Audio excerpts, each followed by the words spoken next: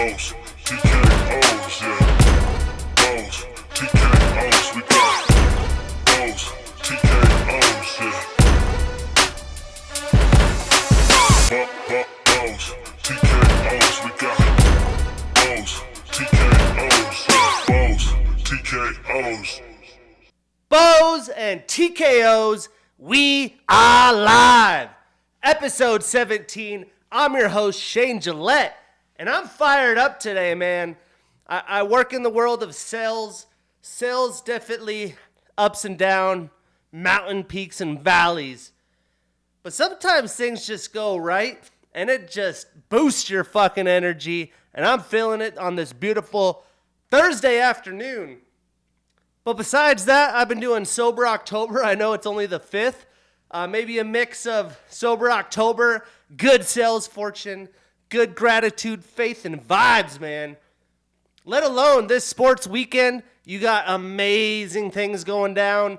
We got awesome college football, Boomer Sooner, baby. We got the Red River rivalry to wake up to on a Saturday.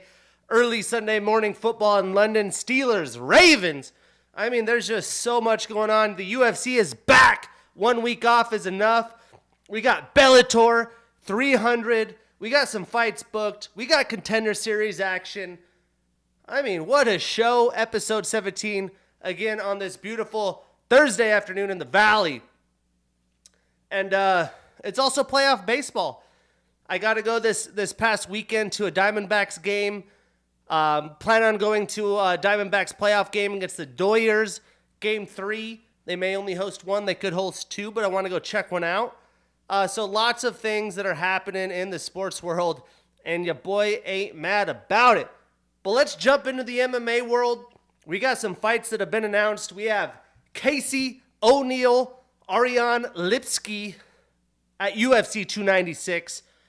And Casey O'Neill coming back from that knee injury, looking to move her way into the top 15 rankings. So excited to see her fight. And hey, UFC 296 in December in Las Vegas. That card is getting stacked. We also have a very good competitive fight here. We have Jonathan Pierce and Joe Anderson Brito, November 18th. That should be a fun one. Norma Dumont going down to bantamweight, taking on Yana Santos, January 13th. So they're already getting fights for 2024 booked up. And then a really awesome fight in the featherweight division. We got Arnold Allen and Movsar Evloev for UFC 297. Was going to record the pod a couple days ago. It was rumored to be in Toronto, but officially going down in Toronto. Arnold Allen, Movsar Evloev, supposedly not finalized, but they are targeting the main event of Alexander the Great Volkanovski and Ilya Topuria as the headliner in Canada, in Toronto. And I'm not too shocked that they're running right to Ilya. Alexander likes to stay active. He just had, some recovery on some injuries. He ain't trying to sit on the table and wait. I thought he would maybe wait to see what happened with Makhachev and Charles Oliveira. But the Ilya Topuria one's going to be fun. Let's see how good that kid is. And then these aren't official, but have been confirmed by fighters and management, and they don't have official dates. But verbal agreements between Beneil Dariush and Armen Sarukian for UFC 296. I mean, what even does UFC 296 look like? If they add that to that fight card, your boy might have to drive to Vegas. I've been waiting for the Sugar Show title defense to be booked, which someone made fake news that it was going to be the Toronto headliner. I was already hitting up my boys about potentially going to Toronto as I missed the championship fight in Boston. I'm a little bummed, although that card didn't show out. I got the Timbo Sugar Show podcast merch going on. I love this shirt. But let's see. UFC 296, December 16th, right before Christmas, man. We got Leon Edwards, Colby Covington, Alexandre Pantoja, Brandon Royval. You'd probably then insert the hypothetical Beneil Dariush, Armen Sarukian, Tony Ferguson, Paddy Pimblett, Shavkat Rakhmonov, Stephen Thompson, Ian Gary, Vicente Luque. I mean, that would be stacked, let alone Irene Aldana, Carol Hossa, Tagir Ulanbekov, Cody Durden, and then Casey O'Neill and Ariane Lipsky. That is looking really nice. I think they could use some more fights, so I would not be shocked if the Beneil Dariush fight happened there. To add to that, there has been verbal agreement between Merab Dvalishvili and Henry Cejudo Triple C. Man, the wrestling, short, two little stocky guys that are high energy. That would be very, very, very, very interesting. So lots of exciting things. We'll update you guys next week if those do get finalized. I don't like usually talking about hypothetical fights, especially in the world of the internet. Anyone could say shit. I mean, people probably look at my social accounts like, who is this guy? You don't know shit. He acts like he knows shit. So I understand that, but Ali, their managers have confirmed it. The fighters confirmed it on social media. I've seen outlets confirm it. There's just nothing finalized with the date. So other than that, UFC 297 in Toronto, that's going to be in January. So I'm assuming wherever UFC 298 is will be the Sean O'Malley debut. And then 299 or 300, I would assume, we'll finally get the notorious Conor McGregor and Michael Chandler. I'm assuming, if you waited that long, might as well make it 300. So I'm excited to see what these next few cards go down as, because 300 is going to be massive. There's a lot of massive things coming. Plus the, what's the right word? Dissolution. I don't even know. I can't think of the word. But Bellator kind of falling to earth. What's going to happen with their roster? Very, very exciting times. I've been seeing swirling rumors on the internet of potential Bellator guys going to the UFC, hypothetical fights. And your boy is jacked up. Good thing sales are going well, because I might need to spend a pretty penny on some UFC fights. Living in Phoenix, being a day's drive to Vegas, it's definitely tempting. It's tempting. We got to keep cranking out the pod week to week. Got to get the fighter stories start going up. Really build the pod so I can, make this a free thing versus out of the wallet thing. You know what I'm saying? But moving on, we did have the Contender Series this Tuesday. Episode 9. Next week, episode 10 will be the final week. 6 fights, episode 10, so a stacked card. Some fighters that are getting second chances and some weight misses, why there is more fights on that card. But episode 9 was decent. It wasn't great. I'm a little shocked about some of the contracts. But the headline of the first fight, we had Islam Makhachev's sparring partner, a 33-year-old Raymond Magomedaliev. I was like, okay, let's see what this guy could do. Anyone with the last name Magomed and Bellator or PFL or the UFC is dominated. He's Islam's partner. Islam tweeted, "Watch out for my partner." I'm expecting a Dagestani type fight. Well, Raymond did not fight like that. Did not look to take anyone down. Did not even look to clinch. Was the weirdest fight of two counter strikers where nobody wanted to initiate the fight. They were doing spinning wheel kicks and all kinds of spinning kicks and high kicks and leg kicks. And it was just a kickoff for 2 rounds. Then finally round 3, Raymond was too defeated. So the victory went to Mauricio Ruffy. Round 3 TKO.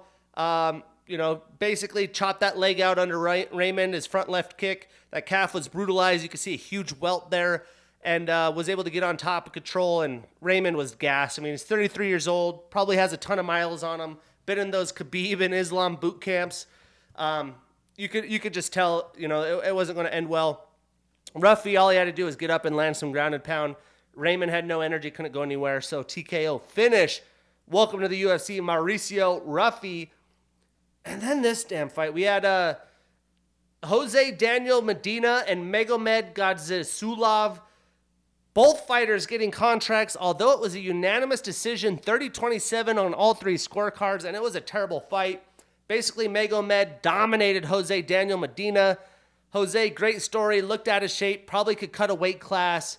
And Bisping on the play-by-play was like, hey, basically Jose was getting beatered, slobbered down, and he'd be initiating the fight, talking shit, having his antics, and Bisping was for it. I wasn't. But supposedly Dana White was for it. The gutsy performance got him a UFC contract. I'm really interested to see how that one plays out. Like, does Dana have a quota to fill with these contracts? He's just throwing them out now. What's going on? I was really shocked that happened. But good for Jose, right? Great story. I'm not trying to be a hater here. I don't think what I saw on display there is going to do well for his career. But maybe it lights a fire under him. Who knows? And then we had Victor Hugo with a round 2 knee bar finish. He gets a UFC contract. And Rodolfo Bellator with a round 2 TKO. Looking great. He looks like he could be a problem in the UFC. So some solid fights, a little bit more controversy. I looked at the fighters for episode 10. I'm not a guy that's going to tell you sports betting and picks and do analyzation of the contender series. Most of these guys will never be in the UFC, will be in promotions that I don't watch. Nothing really stood out to me that looked fantastic, but there is some good young talent towards the headliner of those final fights next week. So we'll see how it goes down. But definitely a little bit of a downer after a fantastic episode 8. Then there's some random news in MMA. Things like Blonde Derek Brunson signing with the PFL. We all knew he was off the UFC roster. He is going to move up at, what is he? He's probably 38. Let's see if I know what I'm talking about. 37 or 38. I'm assuming he just turned 38. He is 39. He turns 40 in January. When he fights in the PFL, he'll be 40 years old, moving up to light heavyweight. That's very interesting. We'll see how that goes. Love me some Derek Brunson. We have Ryan Garcia taking on Oscar Duarte December 2nd. So Ryan Garcia, after the mole in his camp situation and his first defeat, coming back, try to rebuild his stock. And then probably the more dramatic thing being announced in boxing, Tyson Fury, although he has a fight with the destroyer, Francis Ngannou, yes, he's not a boxing expert, but yes, he packs a fucking punch. Tyson said, you know what? I came out of retirement. I took the Ngannou fight. Give me Alexander Usyk in December or January. And I would assume he gets a victory there. He will finally retire. 2 big paydays. That Usyk fight is going to be massive. But what if in the odd chances Francis Ngannou finds a shot or gets a victory, then what happens? I'm assuming that fight doesn't go through. Usually don't see someone book a fight after a fight. I know that Tyson probably thinks very little of Francis and that it's going to be a cakewalk, but that's why you fight. You never know. And then I didn't even realize this fight was happening. Canelo, one of the best boxers and most exciting boxers of all time. I didn't know who he was fighting when the fight got announced. I forgot it was happening last weekend. Well, as you could assume, Canelo dominated in the fight. I like how dramatic his walkouts are. I mean, the man is a fucking certified stud. I wish I would have known about it, but that's what happened. And going from boxing to jiu-jitsu, another king, Gordon Ryan, defending, had a bunch of health issues, went through a ton of stuff this summer. I was surprised to see he was competing. Well, he was able to get a heavyweight victory via armbar. Slight work for Gordon Ryan as he continues his reign. And then, yes, there are the rumors that the PFL will buy Bellator. Some of the fighters will come rostered into PFL, and then they're basically going to dissolve the promotion. That was the word I was looking for, dissolve. Dissolve the promotion. So there's a lot of specifics of, well, if fighters still have fights on their contracts, can they just jump to the UFC? Are they going to have to go through a bunch of politics and drama to do so? Is PFL going to try to lock them in? I'm really interested to see the specifics and the time frame of this stuff going down. But none of it's going to go down until this weekend's Bellator 300 card in San Diego. It's going to be Showtime pay-per-view. Prelims on YouTube starting at 3:30 Pacific. And one of the title fights, Ryan Bader eliminated his opponent, sick, bailed out of the fight. They try to rebook him a fight, but supposedly Bellator wants to save money, aka they're about to dissolve and they don't really care. So will be really interesting to see how these next few months shake out going into 2024. But this card's sweet. Probably the... Let me think real quick. Yeah, I would say Usman Nurmagomedov is probably the guy I would be most excited about right now on the Bellator roster going to the UFC. and he will be defending his title against the veteran Brent Primus. That should be a fun one. We have Chris Cyborg and Kat Zingano going at it. 2 OG women. That should be fun. We have Liz Carmouche taking on Alima Leigh McFarlane. And then Henry Corrales and Kai Kamaka. Couple OGs that I like to watch. Leah McCourt and Sarah McMahon. 2 ex-UFC fighters. And then 307, represent MMA Lab. He trains with Sugar Sean, trains with Tim Welch, one of the best grapplers out there in the 135 weight class. Bryce Misfit Meredith taking on Miguel Pembert. He's a very big favorite. I can't wait for him to stack up wins and get to the upper level competition to see how he does. But either way, tune in to Bryce Meredith. Can't wait to see what he has to go to showcase this weekend. Enough of that, though. We finally got some UFC back. 1 week off is a week enough for me. We have UFC Fight Night Vegas 80 going down on ESPN Plus. The main card a little bit earlier at 4 p.m. We didn't have any extra picks last week since there was no fight. So we stick with our record at 97, 61, and 1. Not bad under 17 or going into episode 18, if you ask me. Plus a nice 36. Let's go. Now, this card isn't completely stacked. There's some decent fights. I thought about breaking them down, but there just wasn't enough for me. But these fights should be fun. We have Dana White Contender Series alum Mateus Mendonca taking on Nate Maness. That should be high action, high paced. We have Johnny Munoz taking on Orilla Gang. I have no idea how to say his name. I've said his name 100 times, heard it said, but the way it's spelled, Orilla Gang, Orolong, however you say his name, taking on Johnny Munoz. That should be a fun one. And then Chris Gutierrez had his opponent, Montel Jackson, bow out due to injury. Was super stoked for that fight. But Chris gets to stay on the card. He's taking on Healy Olatang, who I'm not familiar with. But Chris Gutierrez in and out of the top 15. Big leg kicks. It should be fun to see how he rebounds after a loss. But we're kicking this thing off in the prelims. We got Montana De La Rosa, the 28-year-old fighter with a 12-8-1 record, taking on JJ Aldrich, 30 years old with a 12-6 record. Now, I've been talking about the resurgence of women's MMA, the improvement, the innovation of new martial arts and abilities, the Erin Blanchfields of the world, the Talia Santoses, these young women that are coming in and straight dominating Emily Ducote, this young wave that they have such a good base of martial arts, kickboxing, whatever it is, that the women that had started the UFC didn't. Ronda Rousey, love her to death, but she lived on an armbar.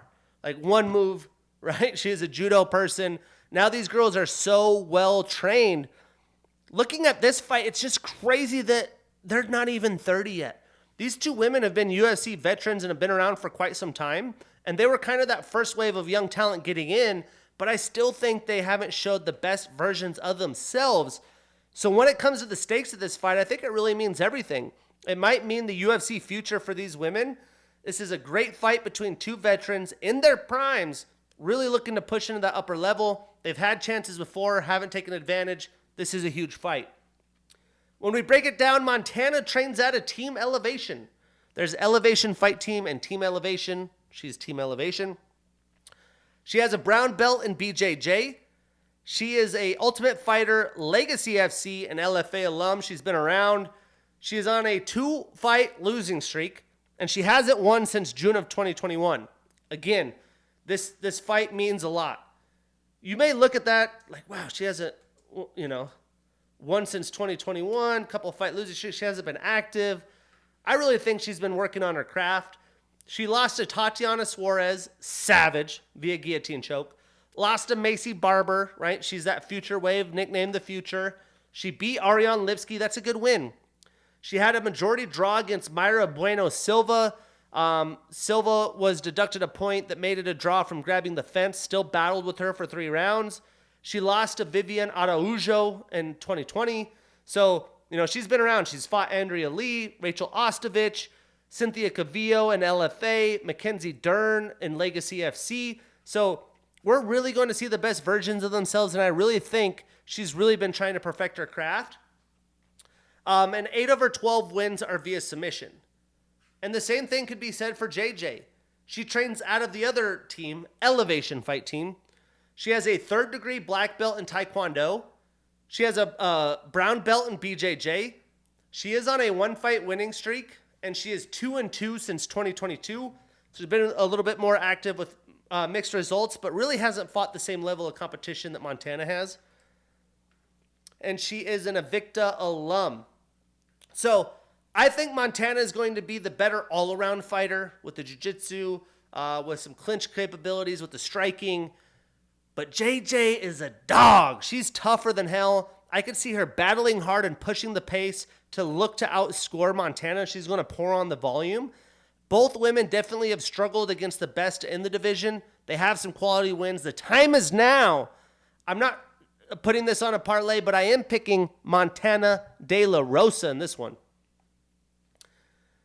Another banger in the women's UFC side of things. We have Karolina Kowalkiewicz, the 37-year-old fighter with a 16-7 record and the number 15 next to her name, taking on Diana, the Warrior Princess Belbita, 27 years old with a 15-7 record. And this is the difference of women's MMA today. Karolina, another OG that's been everywhere, done everything.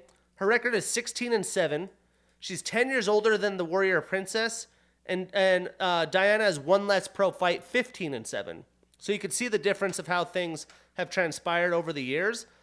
And this fight's a different situation, right? Both women are in different stages of their careers. It's going to be probably the toughest test for Diana in her UFC career, but an opportunity for Karolina to finish her career strong. She's been on an upward trajectory. She's massively improved her game in the strawweight division, and a win against a young stud like this can really help her out. Really want to pull up Karolina real quick. I mean, look at this career transformation. I've probably talked about this before, but she was on a 5-fight skid from 2018 to 21. You thought she was probably on the fence of being done. But look at who she lost to. Jessica Andrade, Michelle Watterson, Alexa Grasso, Yan Xiaonan, and Jessica Penne. A bunch of ex-UFC champions are damn close. The only one that hasn't is Yan and Michelle, but they've been damn close. She came back, beat Felice Herrig in the rematch that had her retired, beat Silvana Gomez and Vanessa Demopoulos. So, not quite the level of competition she's about to get, but a huge resurgence, very impressive. 2 wins in 2022, 1 win already in May before summer this year. She's also fought Claudia Gadelha, Joanna Jędrzejczyk, Rose Namajunas. She beat Rose Namajunas in a split decision in UFC 201 in July of 2016 after her Ultimate Fighter days. So she's definitely had some major highlights, a tough spot. It's going to be fun to see this shake out. Now, Karolina is on a 3-fight winning streak. She's an Invicta alum. Diana has a kickboxing and karate style. 6 of her 15 wins are via knockout, 4 via submission. So 10 of her 15 wins via finish. That's very impressive in women's MMA. And 4 of her 7 losses are via submission. She does have a 4-inch reach advantage, which is interesting to me. And she's on a 1-fight winning streak and is 1-1 since 2022. Now, Diana's definitely shown what she's capable of, but she has not had a finish victory in the UFC. 10 of her 15 wins via finish all were outside of the UFC. I think Karolina is going to be savvy, man. She's been looking great. I think her and her team's going to come in with a great game plan to find a way to win on the judges' scorecards, keep that jab going, keep things at distance, maybe up against the cage a little bit, but look to avoid putting herself in dangerous situations and just outpoint her. I would not put this on a parlay. This really is a toss-up fight, but I just have a feeling Karolina is going to show out. Diana has a little bit more of a learning curve to go, so I am taking Karolina for the victory. Then these two dudes, holy, this is going to be a banger. We got Felipe, their nicknames speak for themselves. We got Felipe Monstro Leans, 38 years old with a 17-5 record, taking on Jan the Hulk Cutelaba, 29 years old with a 17-9-1 record. Now, this is going to be a scrap. Fight of the night potential. Two men who have been in the UFC. There's a lot of these people on this card now that I'm thinking about it. But people have been in the UFC for a long time with mixed results. Both men have had success lately. They look to continue that, enter the top 15 in the light heavyweight division, and really make a name for themselves. And these guys have, really been there, done that. They've had highs and lows, much like Carolina. It's just funny that the age difference here and the experience difference. Felipe came from the PFL. He won at heavyweight. He's come down to light heavyweight. He's had resurgence. Yes, he's a little bit older, but he's looking to be probably fighting the best of his career. Meanwhile, Jan came into the UFC in 2016. So that was 7 years ago. He's only 29, so at 22 years old, which at the time was very, very rare.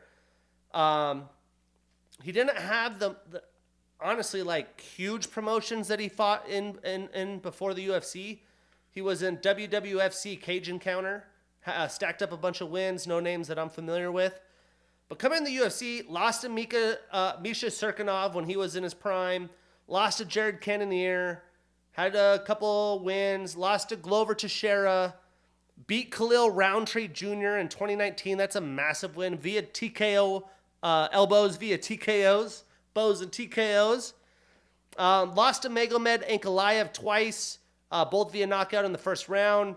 Had a draw against Dustin Jacoby. Beat Devin Clark.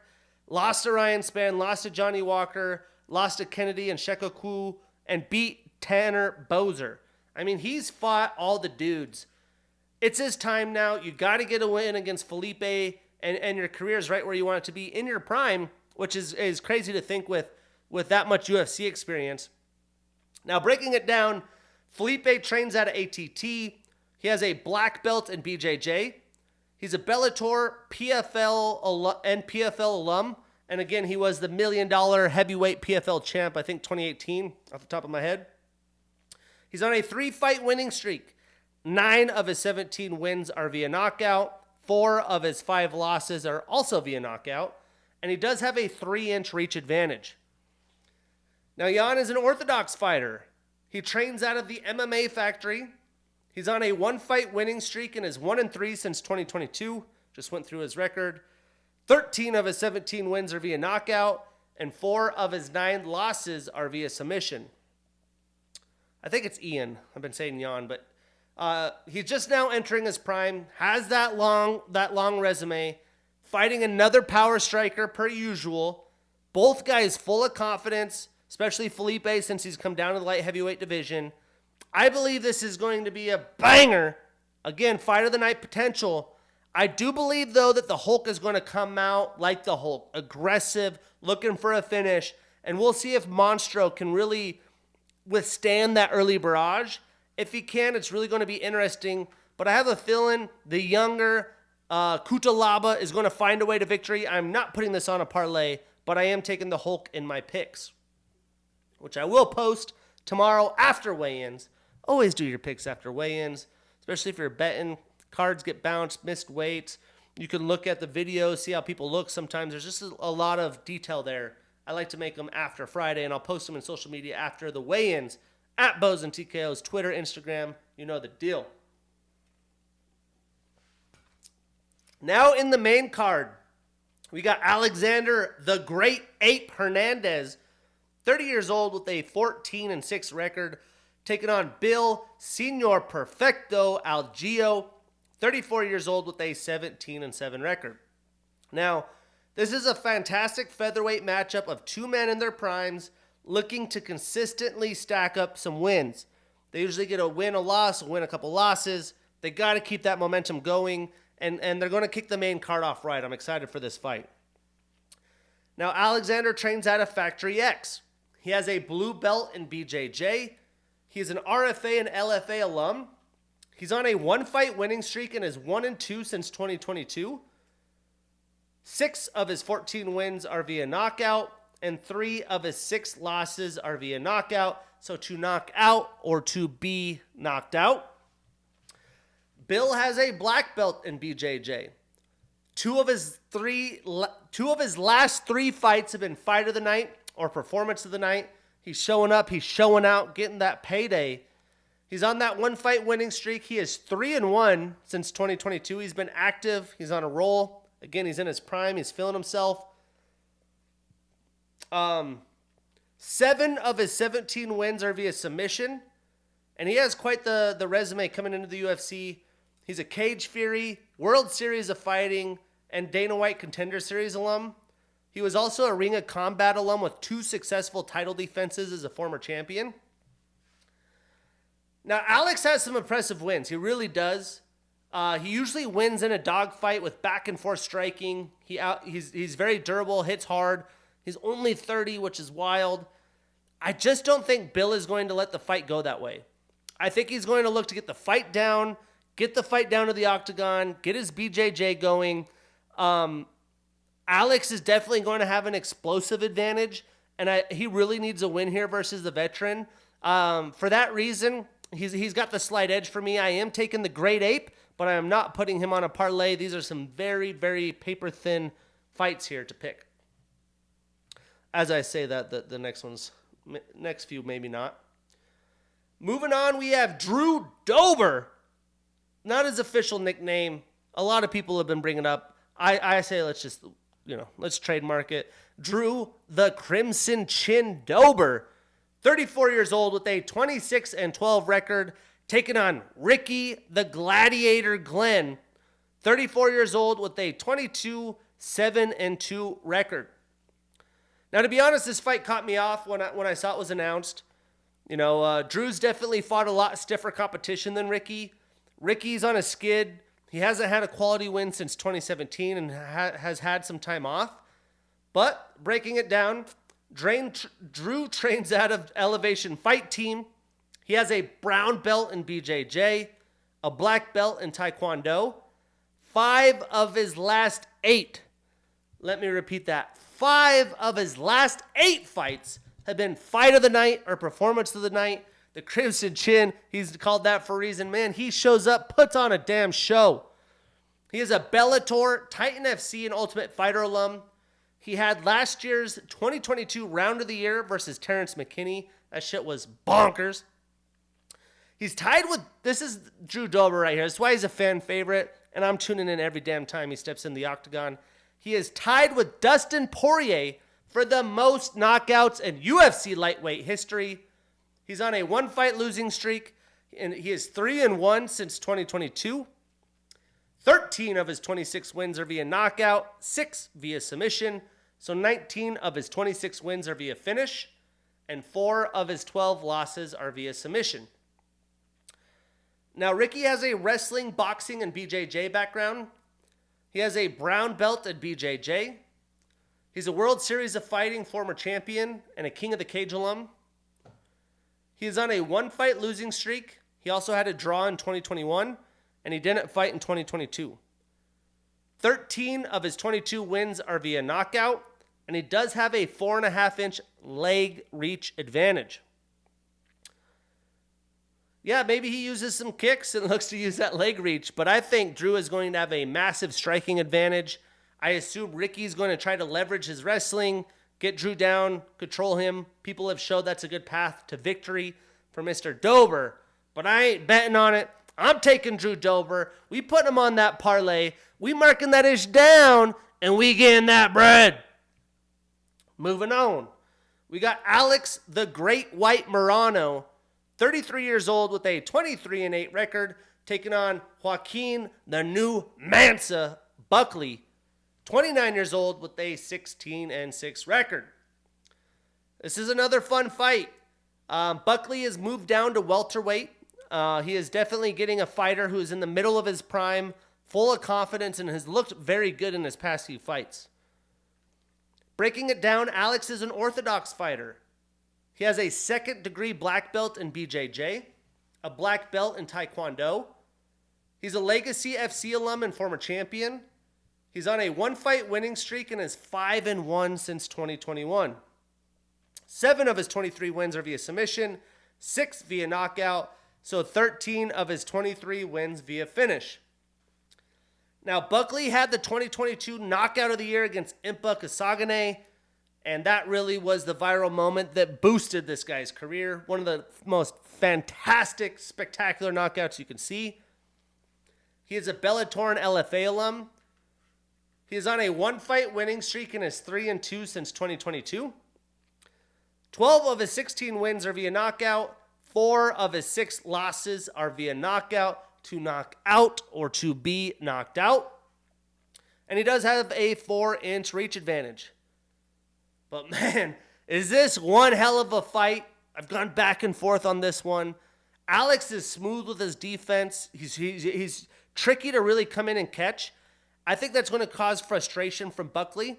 So if Buckley can't keep it together for 3 rounds and take what Alex gives him, Alex is going to have a chance. But I'm not betting on that. I think the power, the speed, the striking, plus the length advantage for Alex, he connects. It's going to be a bad night in the office, and Alex has been knocked out a time or 2. So I am taking Buckley. I am putting him on that parlay. We marking that ish down, and we getting that bread. Moving on to the co-main event, we got Joe Bodybags Pyfer, be like Joe. He's 27 years old with an 11-2 record, taking on Abdul Judo Thunder Razak Al Hassan, 38 years old with a 12-5 record. Now, I think this fight is going to come down to Abdul being one of the only fighters who would take the fight against Joe. Joe's a problem. He's only 27. He hits like a fucking truck. Obviously, he's a fan favorite right now. He's been grappling the shit out of people. He's the full package. Abdul, he's willing to go in there, go out on his sword, and battle. I mean, he fought Buckley, got knocked out by Buckley. It's funny as the co-main. That's a Joe thing. But Abdul's coming off a great win against Claudio Ribeiro. And he knows a win here can really boost his stock. He is 38 years old. He's had a tough stretch, so why not take the chance? Breaking it down, Joe is a Ring of Combat, Cage Fury, and Dana White Contender Series 2-time alum. He's here now. He's on a 4-fight winning streak and is 3-0 in the UFC. 8 of his 11 wins are via knockout. Every time I see his name, I can't help but, be like Joe. Dana White, let's go. Be like Joe. Be like Pyfer. Now, Abdul has a judo and Muay Thai background. He trains out of Team Elevation. He has a black belt in judo. He's a Bellator and Legacy FC alum. He's on a 1-fight winning streak and is 2-2 since 2021. All 12 of his wins via knockout. Hits like a truck. Now, I could really see this be like the Hulk fight. Straight carnage. First 2 minutes, who's going to be the last man standing? But I think both of these guys have been there enough and know how dangerous each other are. I think they're going to measure each other out. First round might be a little slow. Second round, things are going to open up. And it's going to get interesting. Let's just say that, to be the least. Either way, the fight's going to be pure chaos. I think Joe is going to look to get the fight to the ground sooner than later. Get this victory, right? I think he deserves to fight bigger, better names. I think he believes that as well. Nobody wants to fight him. So go out, get a victory. Save yourself some CTE in the path to victory. For that reason, I'm taking body bags. We putting Joe on that parlay. We marking that ish down, and we getting that bread. Moving on, we got Grant KGD Dawson, 29 years old with a 21-1 record. That's 20 wins, 1 loss, 1 draw. Taking on Bobby King Green, or just call him King. He changed his name. Always call him Bobby Green, but King Green, 37 years old with a 14-1 record. He's been there, done that. Now, the main event's a little bit different. This is a clash of styles fight. Bobby Green's been used to that of late. He fought Islam. He's fought some other grapplers. The funny thing about this was the story of Grant saying when he was just starting to fight as a teenager, there used to be a show, I think it was MTV. It was called Bully Beatdown, and Bobby Green was on it, and Grant talked to or messaged all the guys on Bully Beatdown that was beating down the bullies. Is this the real deal? I'd love to come on the show. And Bobby Green was the only one that responded to Grant saying, I see you're a fighter, keep the dream up, there's an opportunity, blah, blah, blah. Here we are years later, An 8-year difference in age. They're scrapping against each other, breaking it down. Grant trains out of ATT. He has a black belt in BJJ. He is a Titan FC and Dana White Contender Series alum. He's on an 11-fight winning streak. He did have a draw in between, but we'll keep that winning streak alive. He is 9-0 with 1 draw in the UFC, and 13 of his 20 wins are via submission. Now, Bobby trains out of Pinnacle MMA. He has a purple belt in BJJ. 2 of his last 3 fights have been fight of the night or performance of the night. That's why he's got that bling, 50 G's, a Bobby Green fight. You know it's going to show out. And this is why. I mean, this is fucking insane. We need to put some respect on this man's name. Most significant strikes in UFC lightweight division history. That's Mr. King with 1,637. Think about all the killers in lightweight. The McGregors, the Khabibs, the everybody's, the Charles Oliveira's, the Justin Gaethje's, Dustin Poirier, and Bobby Green has these records. He has the most total strikes landed in UFC lightweight division history with 1,863. He's on a 1-fight winning streak and is 2-1 since 2022. He's been active, although he's damn near 40. He's been fighting, he's been getting paid. He's a former Strikeforce alum and King of the Cage alum. He was a King of the Cage former champion. 10 of his 30 wins are via knockout, 9 via submission, so 19 of his 30 wins via finish. When we're talking a Bobby Green fight, we're talking hand speed, man. The ability of King on his feet, he shows out, man. He really does. I don't think Grant's going to let that get going. Let's see real quick. I feel like Grant has fought some good strikers in the last few fights and did not let them throw shit.